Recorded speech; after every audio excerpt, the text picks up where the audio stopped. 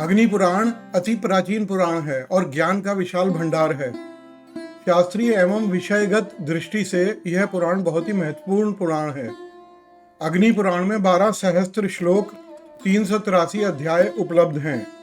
स्वयं अग्निदेव ने महर्षि वशिष्ठ जी को यह पुराण सुनाया था, इसीलिए इस पुराण का नाम अग्नि पुराण है। विषयगत एवं लोकोपयोगी अनेक विद्याओं का समावेश अग्नि पुराण में है। पद्म पुराण में पुराणों को भगवान विष्णु का मूर्त रूप बताया गया है। उनके विभिन्न अंग ही पुराण कहे जाते हैं। इस दृष्टि से अग्नि पुराण को श्री हरि का बायां चरण कहा गया है। अग्नि पुराण में सभी विद्याओं का वर्णन है। आकार में लघु होते हुए भी विद्याओं के प्रकाशन की दृष्टि से यह पुराण अपना विशिष्ट महत्व रखता है। गीता, रामायण, महाभारत, हरिवंश पुराण आदि का परिचय इस पुराण में है। परा अपरा विद्याओं का वर्णन भी इसमें प्राप्त होता है। मत्स्य, कुर्म आदि अवतारों की कथाएं भी इसमें दी गई हैं। सृष्टि वर्णन, संध्या, स्नान, पूजा विधि, होम विधि, मुद्राओं के लक्षण, दीक्षा और अभिषेक विधि, निर्वाण दीक्षा के संस्कार, देवालय निर्माण कला, शिलान्यास विधि, देव प्रतिमाओं के लक्षण, लिंग लक्षण और विग्रह प्राण प्रतिष्ठा की विधि, वास्तु पूजा विधि, तत्व दीक्षा, खगोल शास्त्र, तीर्थ महात्म्य, श्राद्ध कल्प, ज्योतिष शास्त्र, संग्राम विजय, वशीकरण विद्या, औषधि ज्ञान, वर्णाश्रम धर्म, मास व्रत, दान महात्म्य, राजधर्म, विविध स्वप्न वर्णन, शकुन अपशकुन, रत्न परीक्षा, धनुर्वेद शिक्षा, व्यवहार कुशलता, उत्पाद शांति विधि, अश्व चिकित्सा, सिद्धि मंत्र, विविध काव्य लक्षण, व्याकरण और रस अलंकार आदि के लक्षण, योग, ब्रह्म ज्ञान, स्वर्ग नरक वर्णन, अर्थशास्त्र, न्याय, मीमांसा, सूर्यवंश और सोमवंश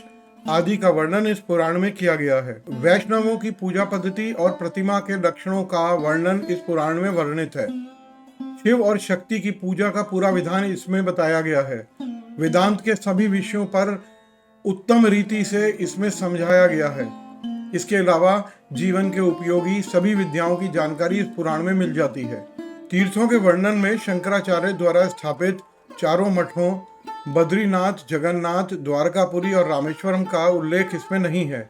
इसके अलावा काशी के वर्णन में विश्वनाथ तथा दशाश्वमेध घाट का वर्णन भी इसमें नहीं है।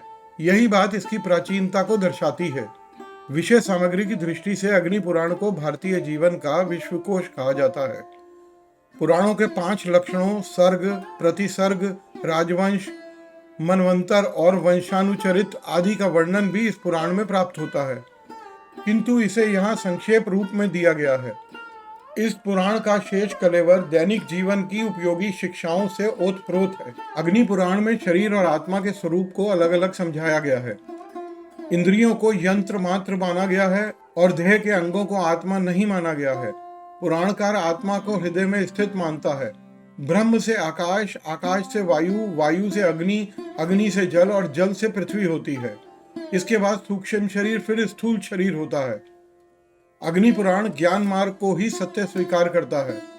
उसका कहना है कि ज्ञान से ही ब्रह्म की प्राप्ति संभव है, कर्म कांड से नहीं। ब्रह्म की परम ज्योति है जो मन, बुद्धि, चित्त और अहंकार से भिन्न है। जरा, मरण, शोक, मोह, भूख प्यास और स्वप्न, सुषुप्ति आदि से रहित है। इस पुराण में भगवान का प्रयोग विष्णु जी के लिए किया गया है, क्योंकि इसमें भ से भ्रता के गुण विद्यमान है, ग से गमन अर्थात प्रगति और सर्जनकर्ता का बोध होता है। विष्णु को सृष्टि का पालन करता और श्री वृद्धि का देवता माना गया है। भग का पूरा अर्थ ऐश्वर्य, श्री, वीर्य, शक्ति, ज्ञान, वैराग्य और यश होता है, जो कि विष्णु में निहित है। वान का प्रयोग प्रत्यय रूप में हुआ है, जिसका अर्थ धारण करने वाला या चलाने वाला होता है, अर्थात जो सर्जन करता, पालन करता हो, श्री वृद्धि करने वाला हो, यश और ऐश्वर्य देने वाला हो, वह भगवान है। विष्णु में ये सभी गुण विद्यमान हैं। अग्नि पुराण ने मन की गति को ब्रह्म में लीन होना ही योग माना है। जीवन का अंतिम लक्ष्य आत्मा और परमात्मा का संयोग ही होना चाहिए। इसी प्रकार वर्णाश्रम धर्म की व्याख्या भी इस पुराण में बहुत अच्छी तरह से की गई है। ब्रह्मचारी को हिंसा और निंदा से दूर रहना चाहिए। गृहस्थाश्रम के सहारे ही अन्य 3 आश्रम अपना जीवन निर्वाह करते हैं। इसीलिए गृहस्थाश्रम सभी आश्रमों में श्रेष्ठ है। वर्ण की दृष्टि से किसी के साथ भेदभाव नहीं करना चाहिए। वर्ण कर्म से बने हैं, जन्म से नहीं। इस पुराण में देव पूजा में समता की भावना धारण करने पर बल दिया गया है और अपराध का प्रायश्चित सच्चे मन से करने पर जोर दिया गया है। चिकित्सा शास्त्र की व्याख्या में पुराण कहता है कि समस्त रोग अत्यधिक भोजन ग्रहण करने से होते हैं या बिल्कुल भी भोजन ग्रहण ना करने से। इसीलिए सदैव संतुलित आहार लेना चाहिए। अधिकांशतः जड़ी बूटियों द्वारा ही इसमें रोगों के शमन का उपचार बताया गया है। अग्नि पुराण में भूगोल संबंधी ज्ञान, व्रत उपवास, तीर्थों का ज्ञान, दान दक्षिणा आदि का महत्व, वास्तुशास्त्र और ज्योतिष आदि का वर्णन अन्य पुराणों की भांति ही है। वस्तुतः तत्कालीन समाज की आवश्यकता के अनुसार ही इसमें नित्य जीवन की उपयोगी जानकारी दी गई है। इस पुराण में व्रतों का काफी विस्तार वर्णन प्राप्त होता है। व्रतों की सूची तिथि, वार, मास, ऋतु आदि के अनुसार अलग अलग बनाई गई हैं। पुराणकार ने व्रतों को जीवन के विकास का पथ माना है। अन्य पुराणों में व्रत को दान दक्षिणा का साधन मात्र मानकर मोह द्वारा उत्पन्न आकांक्षाओं की पूर्ति का माध्यम बताया गया है। लेकिन अग्नि पुराण में व्रतों को जीवन के उत्थान करने के लिए संकल्प का स्वरूप माना गया है। साथ ही व्रत उपवास के समय जीवन में अत्यंत सादगी और धार्मिक आचार विचार का पालन करने पर भी बल दिया गया है। अग्नि पुराण में स्वप्न विचार और शकुन अपशकुन पर भी विचार किया गया है।